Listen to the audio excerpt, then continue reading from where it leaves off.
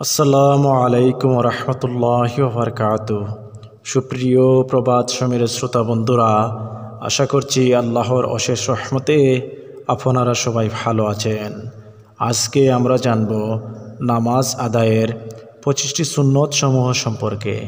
তাহলে চলুন আর দেরি না করে নামাজ আদায় করার এই 25টি সুন্নত সমূহ জানা যাক। 1. আজান দেয়া। 2.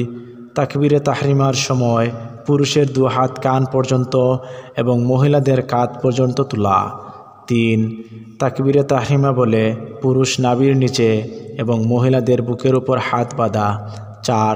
সানা অর্থাৎ সুবহানাকা পড়া। 5. আউযুবিল্লাহ পড়া। 6.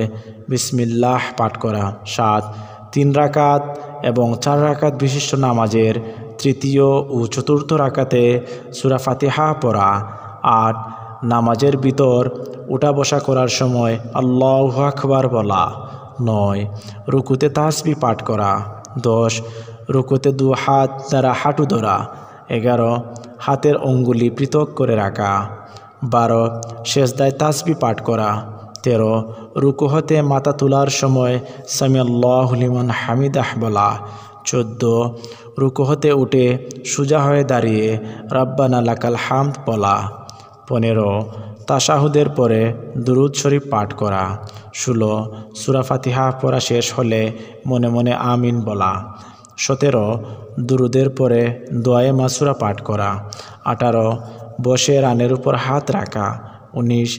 সালাম ফিরাতে মুখ কোরআন। 20. আমিন চুপে চুপে বলা। 21. বাম পা পিছিয়ে তদুপরি বসা। 22. ডান পায়ের পাতা খাড়া রাখা। 23. শাহাদাতের সময় শাহাদাত অঙ্গুলি উঠান। 24. ফরজের শেষ 2 রাকাতে সূরা ফাতিহা পাঠ করা। 25. ঈদের 6 তাকবীরের সময় কান তক হাত উঠান। উচ্চ রবে ইমামের তাকবীর বলা ও ডান হাত বাম হাতের উপর রাখা। সুপ্রিয় শ্রোতা বন্ধুরা, এই হচ্ছে নামাজ আদায়ের 25টি সুন্নত সমূহ। আশা করছি আপনারা খুব সহজেই বুঝতে পেরেছেন এবং এর থেকে উপকৃত হতে পারবেন। এই পর্যন্ত আপনারা সবাই ভালো থাকুন, সুস্থ থাকুন। আসসালামু আলাইকুম ওয়া রাহমাতুল্লাহ।